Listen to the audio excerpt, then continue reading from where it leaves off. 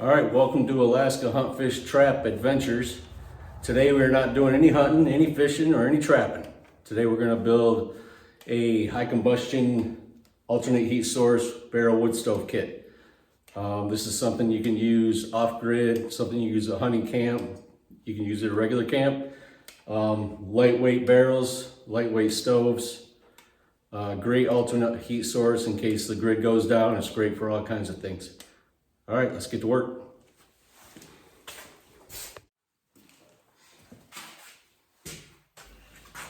All right, we're in the workshop today. We're going to make a high combustion alternate heat source barrel wood stove with a kit. So today we're just gonna go over the steps how to do it. So if anybody's curious how to put them on, how to cut them out. A couple of safety tips: make sure you always got eye pro, make sure you always got ear pro. When you're cutting into your barrels, make sure you know what was in them. Make sure it doesn't have any gas type fumes or acetylene or anything that's combustible. So when you start cutting into it,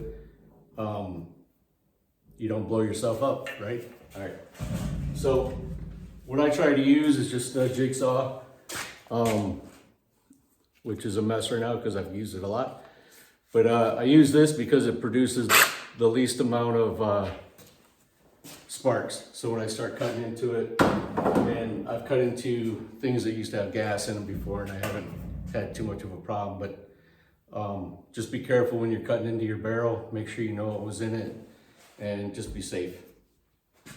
The other thing I need is 1/4 inch drill bit size, and also use a 3/8 inch drill bit size so that we can get our skill saw blade up in there.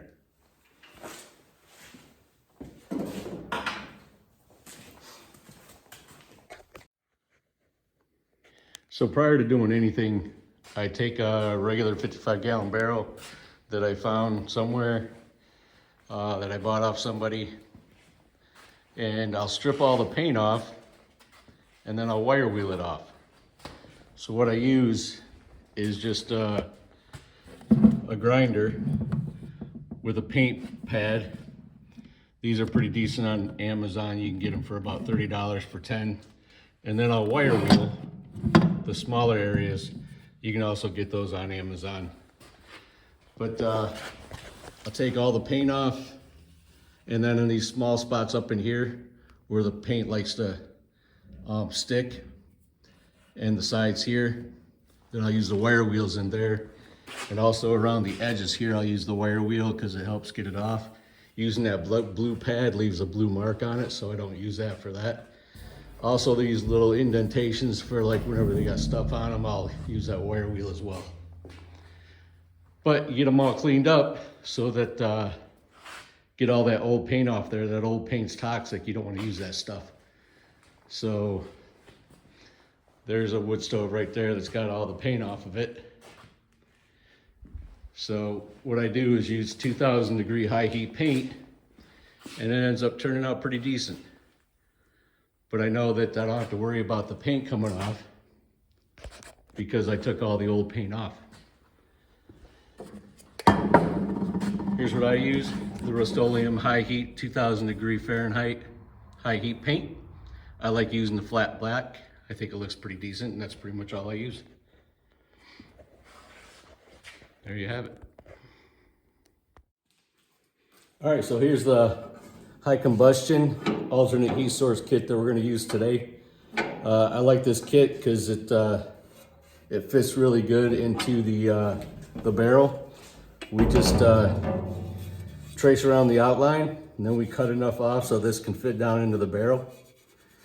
These doors open real nice. They got a real nice pin in the end of them so that they can hold real nice. They're not going to break off. It's all cast iron. It's a decent looking kit. It's got a good sized door on it for loading wood. It latches real nice. It's got these nice rivets on them. Here's the good part that I think. This is where your high heat combustion rate is controlled from. You can use this as your vent, which is great because you can control your burn from here. Bring her wide open or cut her right down at night so she's just sucking a little bit of wind. But if you really need to get some heat going, some high combustion heat for an alternate heat source to heat that space up, just open up that door and let that air in. It makes for a really good airflow. Again, that's got a good latch on it, good rivets, and a good door handle, and it looks good. Good pins. I like the fact that it's curved, so it's the same exact curve as the barrel, so that it's easier to line up if you're trying to get it straight.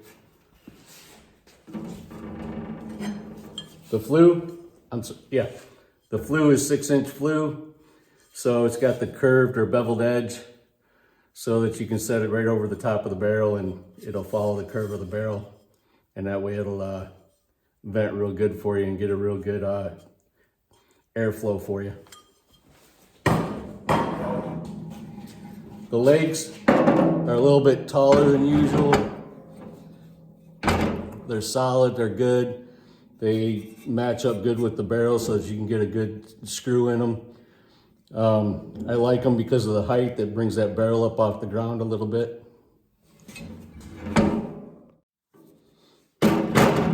Like I said, I like these legs. They're quite a bit different than these older legs. They help get that barrel up off the ground so you don't have to get down so far to load your wood. It also gives you that ground clearance that you like so you can get that decent airflow through it. So yeah, I like those quite a bit.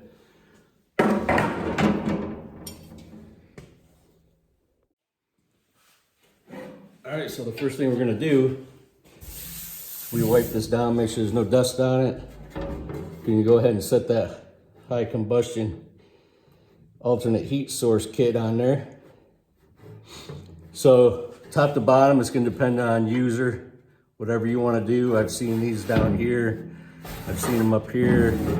I choose to just keep them a little bit lower than normal, but I wanna remember that I got ash built up on the bottom, or you might be putting fire bricks or something like that inside them. I just kind of use my hands to measure from side to side. I make sure that the curve is straight with the curve of the barrel on the top and the bottom. And again, you know, wherever you want to put it on the barrel is really up to you. Just depending on what you're using it for or how you want to use it. But yeah. I'll open up the doors and I'll take it and mark it around the inside as close as I can.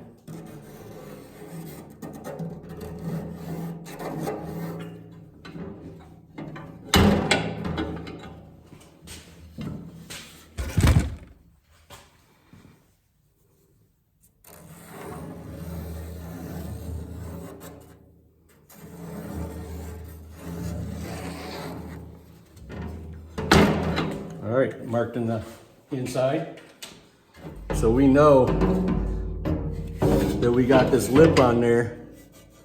So we got to make sure we cut the line off because we marked it on the inside, but we got to make sure that this slips down in there. So if we cut the line off, it's not going to slip down in there. So cut it off real good. You've got plenty of air space in here that you can work with. So cut that line off real good and then she'll just slide right on in there.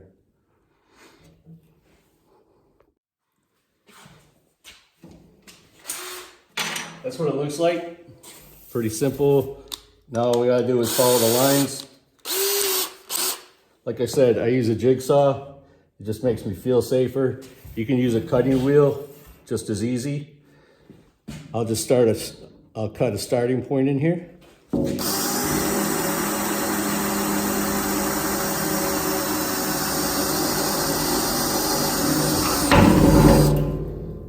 I'm gonna need a starting point on the bottom.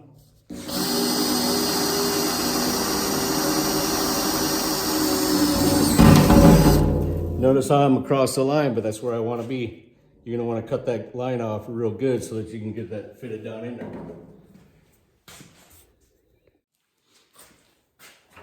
When you're cutting anything, make sure you're wearing eye pro. Make sure you're wearing Air Pro. And if you're lucky, you got a radio inside. Turn on the radio.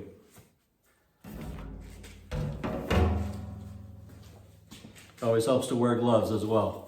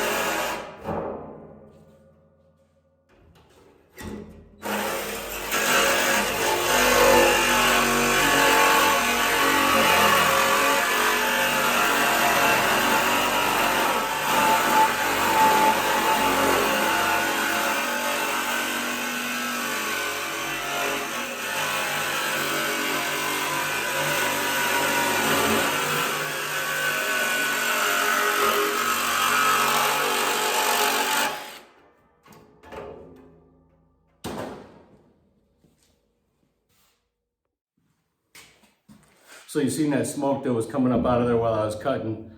I knew that there wasn't gonna be a problem, it wasn't gonna be a flash point, it wasn't gonna be a combustion, because I already knew what was in it. There was a resin inside of it, it's just a blade burning it off. Same thing happens with oil, you get smoke with oil, burns it off. I've also done antifreeze barrels where it just smokes off like that. But again, that safety tip, just be careful, make sure you know what was in it, because, and if you notice, there's few sparks with this, but if you use a cutting wheel, you know, you're gonna get a ton of sparks. You know, if you're cutting across there with a cutting wheel, you're gonna get all kinds of sparks. And just know what was in your barrel, just be safe.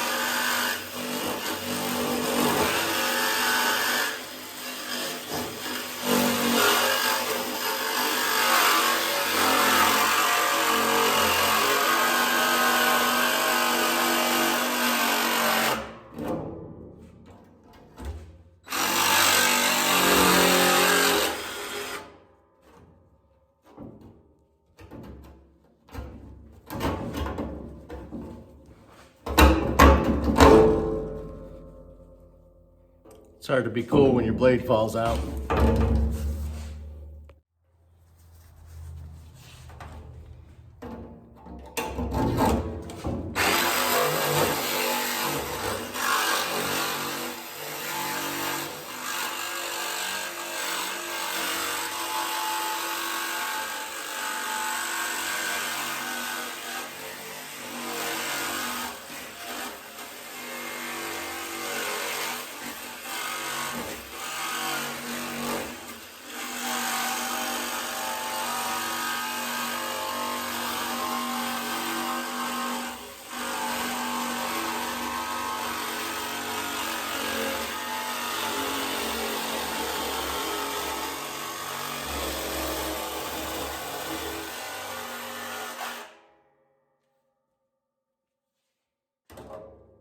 See the line cut off quite a bit past that. I'm probably still gonna have to do some trimming, but we'll see once we give it a shot.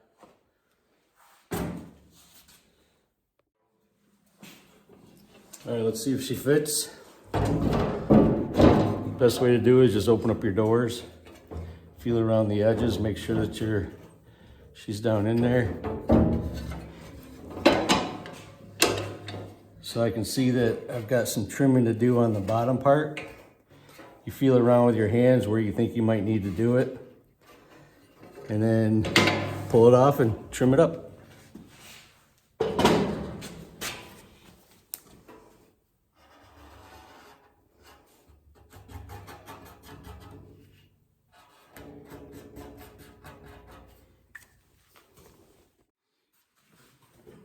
All right, second try.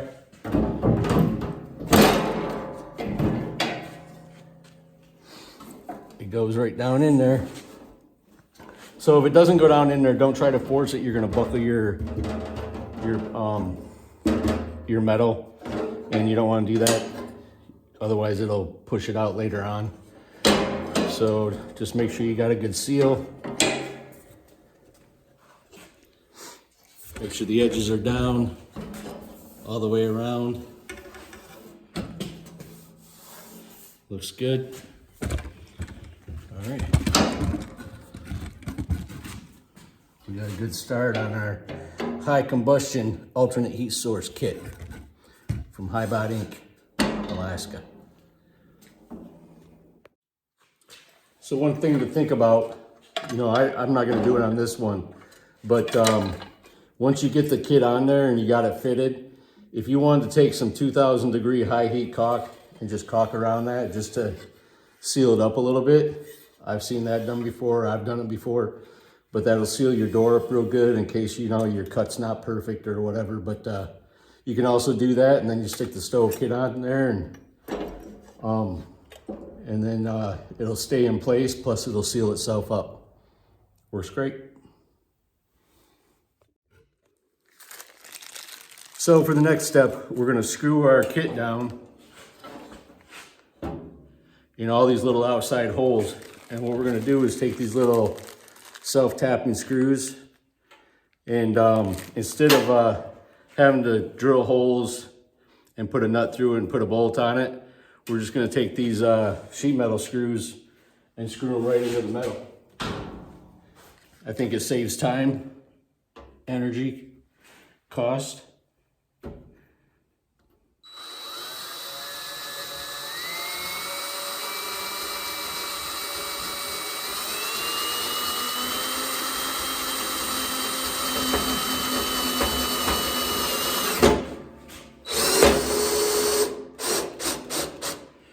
And it is cast metal. You don't want to be raking on it and get it super tight in there, because there's no reason to, especially if you, because you got that lip underneath it going around, you got it sealing it up. And especially if you use that caulk on the inside. But just be careful you don't snap.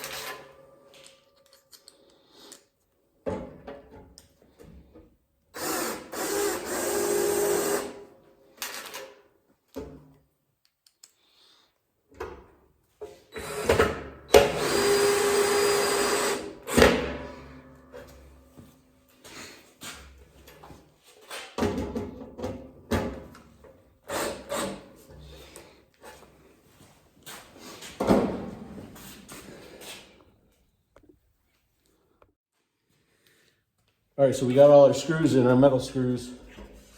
I did end up drilling pilot holes in each one, real small ones, to help those get through. But and this seems to have really gotten really snug, and I'm really happy with it. It looks great. It's down tight, it's solid, the door's solid. Yeah, it's looking pretty good. It's sealed up, and especially if you put that 2,000-degree high heat caulk underneath there, it's gonna seal it right up, make it real nice. And again, this is a high combustion. It's your high combustion hole for all your airflow and your venting. Got your smaller vent here. But like I said, if you need more airflow and more heat, you open up the high combustion hole, and you got your alternate heat source. There you have it. All right, we're gonna keep moving forward. We're gonna now put the legs on. So the first thing I do, a little less than barrel length, try to get them as straight as possible across from each other, set them on the ground.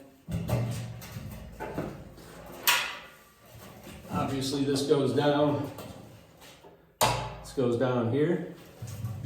Put that at the bottom without knocking them over.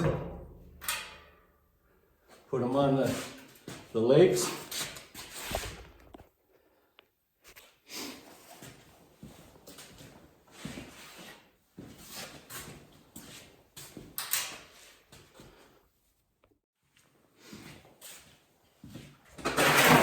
After I put the barrel down on the legs, I'll go to the front and the back, make sure that the barrel is straight.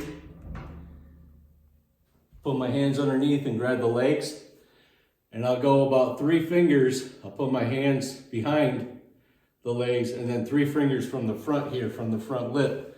That way that they're It's always the same on the front and the back. And if you lift it up and just hit it down a little bit, it'll level itself out so that it's not crooked on one end or the other. Do the same thing to the back. 3 fingers from this edge here.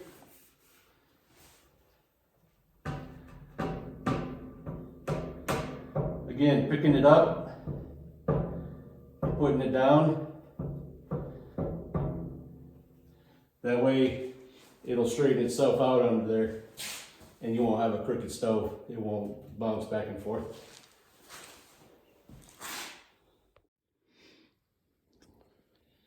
All right, got the legs up underneath it. It's sitting flat. The front and the back. So we're looking pretty good. The next thing I'll do is take out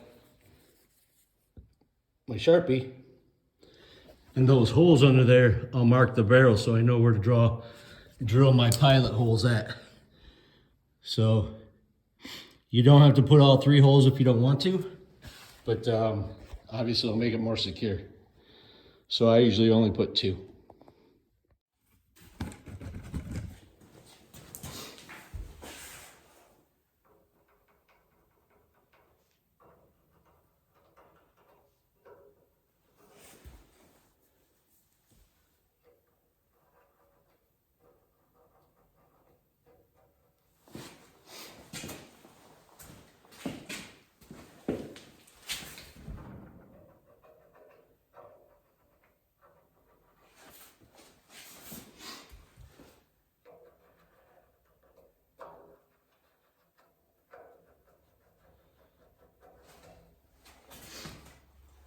All right, we got our spots marked to drill our pilot holes. Now the next thing to do is put on the flue. So the barrel's not screwed down or nothing yet, but I want to put the flue on first. So you just get down and eyeball it. Obviously you want to make sure this is flat so when it goes up to the roof or when you put your stovepipe on, it's flat. There's a little lip right here. You might want to put it all the way back, but you won't be able to get your screw down in it because you want to make sure that it gets past this lip right here. So just turn it left and right so that it's nice and flat. This is created really nice. It lays flat already, as you can see. And then all I'll do is go around and mark dots so that I can, got my pilot holes. I'll mark the inside so that I can cut it.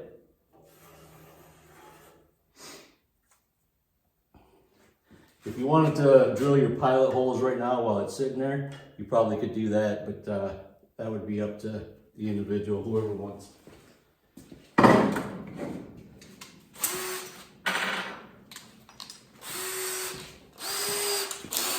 My 3/8 drill bit so I can get my saw down in here.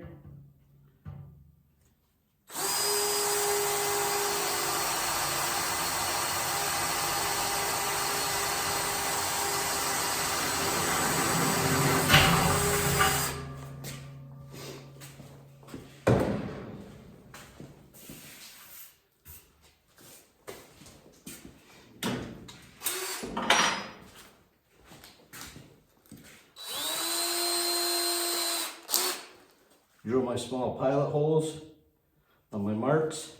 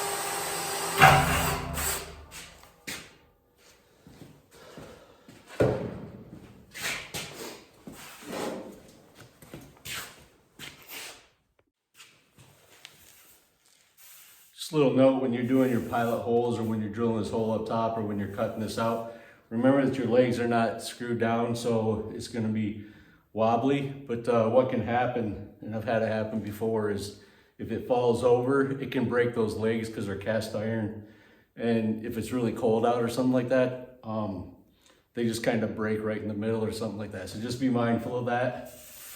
I mean, you could always take it off the legs and put it on the ground, but usually I just try to like keep my steps as simple as possible instead of taking up the legs and moving the barrel. I just get rid of that step and don't move anything and just continue working here. It's just one less step in the making process, just to save time, I guess. But to each his own. Do what you think is best and do what works for you.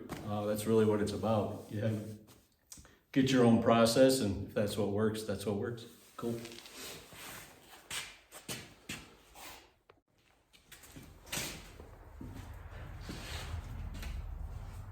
So what we're going to do now is just cut out that top.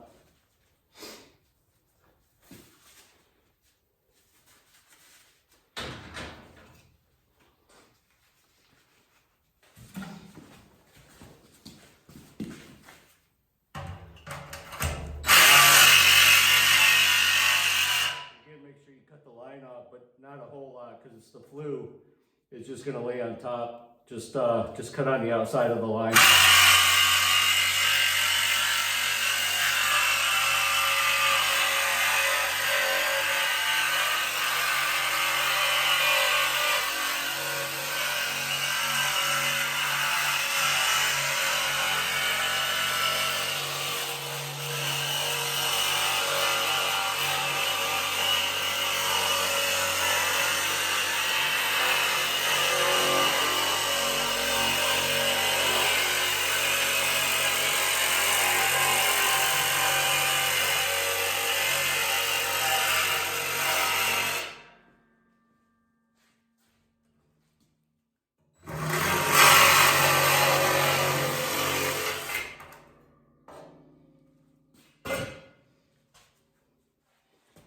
The other reason to cut on the outside of the line is so that you don't have any of the metal protruding on the inside of your flue, so that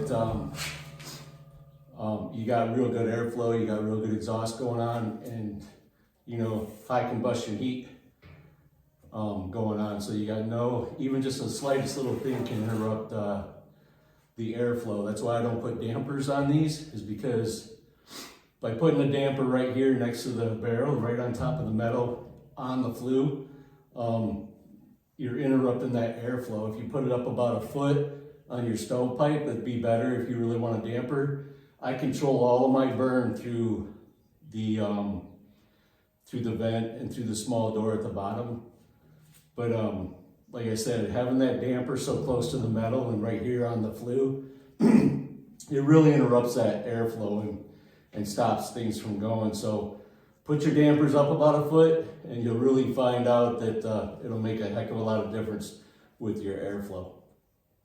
All right.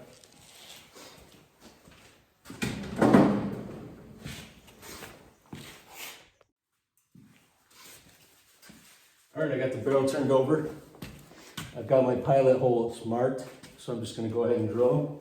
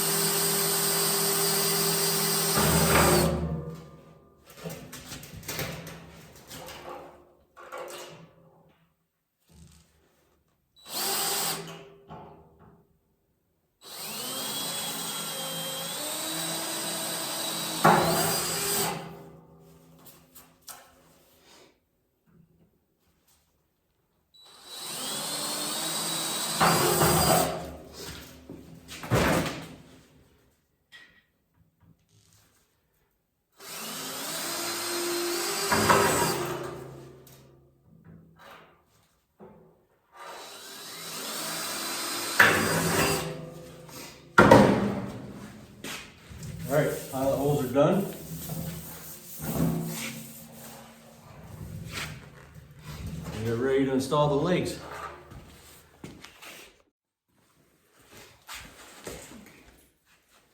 So when you're putting on the legs, just to make sure you put them on right, because you marked them a certain way, you just want to flip them over and make sure you got your little screw down points for the floor facing towards the front or facing towards the rear.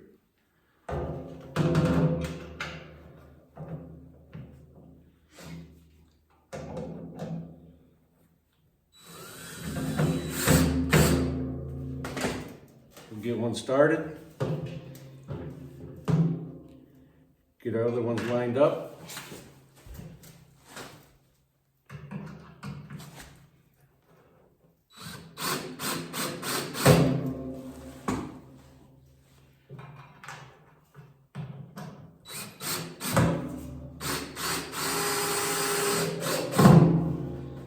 So pull them in tight, but don't get crazy and start wrenching on them and try to torque wrench them right on down.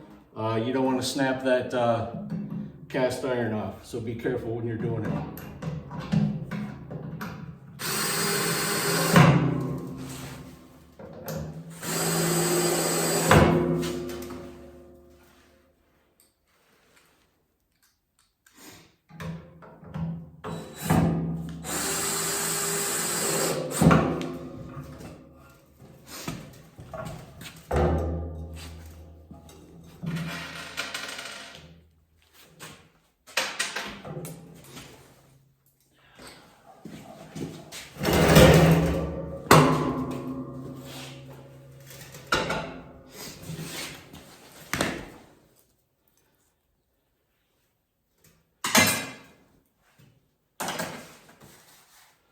So again, just flip it over, make sure your foot facing to the rear, line up your holes. Pretty simple.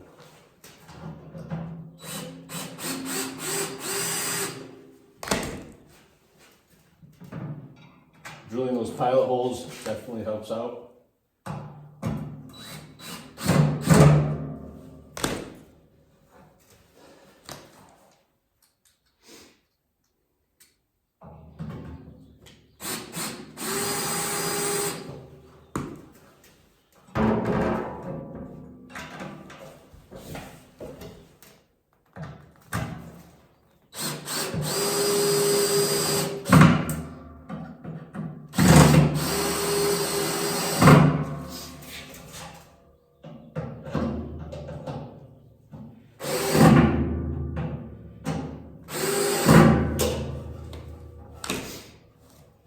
There you have it.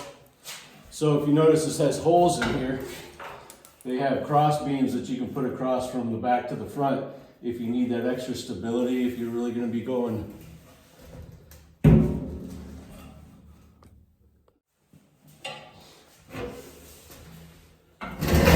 you can see that it's got holes here. It's got them in the front, and it also has them in the back. That you can put poles between the front and the back if you really think that you need extra stability. But most of the time, these little claw foots, and again, when you stick a screw down into the floor through this, you don't want to wrench on it because it's going to snap these things right off because they're cast iron and they're just going to snap off. So, and there's no need to just wrench it down because once you just get it tight onto that floor, it's not going to go anywhere. It's done moving. But these are solid. If you want the third hole, it always has a third hole. I think the only reason you probably have to do something like that is if you travel a lot with it. But if you're not traveling and it's going somewhere permanent, you probably don't need those. But they're there if you need them. All right, we're gonna go ahead and put the flue on. One thing I didn't mention is when you mark it, you always wanna make sure you keep the same curved part to the front, obviously, so that your holes match up, right? All the way around.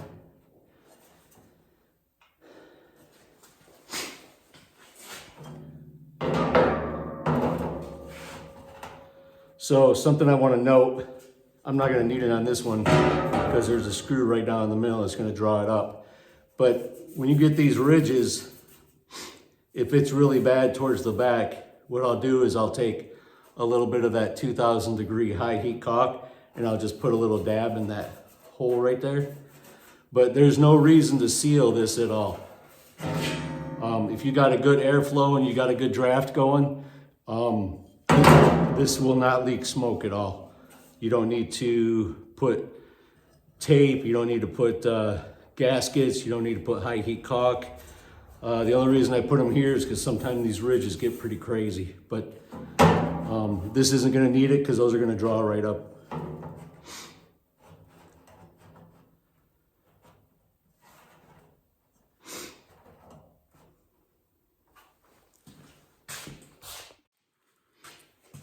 So when you're putting the flue on, put the front screw in and the back screw in. Do those first.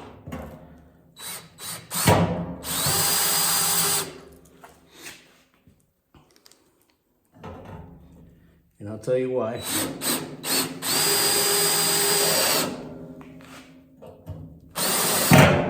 Because sometimes these metals are not all created equal, so this will wobble around just a little bit. So you don't want to like have it all drawn down to one side. Now you start crisscrossing to each side to draw it down, and then draw it down on both sides as you go.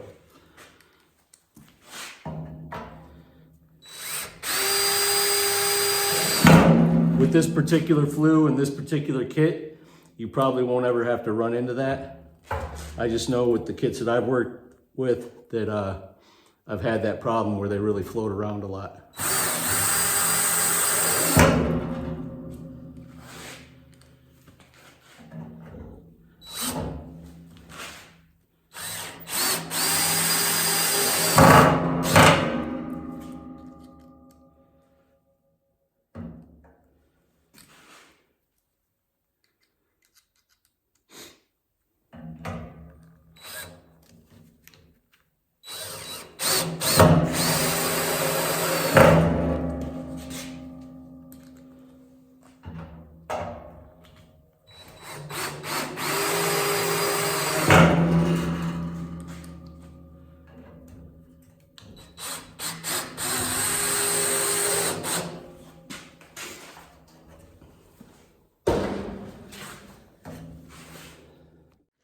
All right, so there's the flue completed.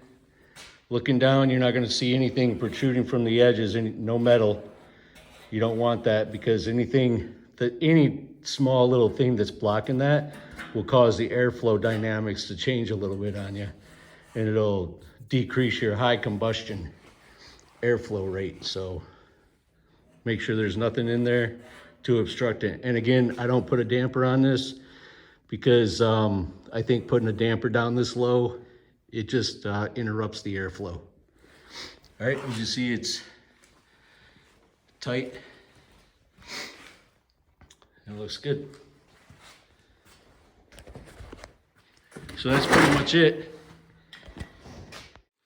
So one of the last things I do is I fill the bung holes, but I purchased these new gold ones off of Amazon. I like the way they look, but what they have is these little gaskets, and you're gonna wanna make sure that you cut those off, because if you don't, once you start a fire, they'll just melt, turn black, and then they'll leak to the outside of your wood stove. Probably not a good thing.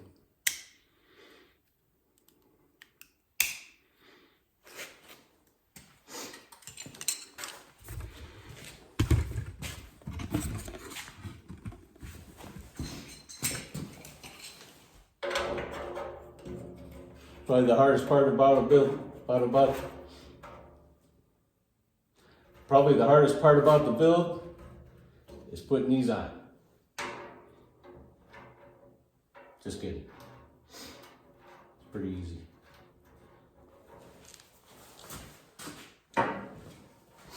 Take a pair of pliers. Tighten them up.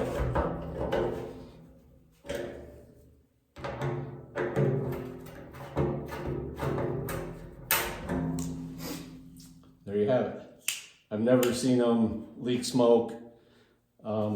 Even though there's no gasket on, I've never seen them leak smoke or do anything like that. All right, there you go. All right, so there's the high combustion alternate heat source kit from HYBOT Inc. Alaska. It's got the longer legs on it. It's got more ground clearance. It's got a good looking flue on it. And again, it's got great airflow through here, through your small vent. And then you got even better airflow if you need to open up your large door vent. I've used this type of stove up in Alaska before, and I swear by it. This thing works great. Keeps your fire going. Door looks good on the inside. Seals up nice right here, but not completely. Good sturdy parts. And there you have it.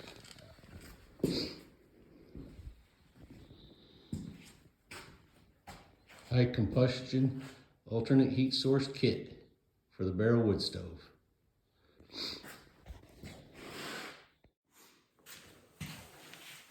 So I did not want to paint this, and that's why it's not painted.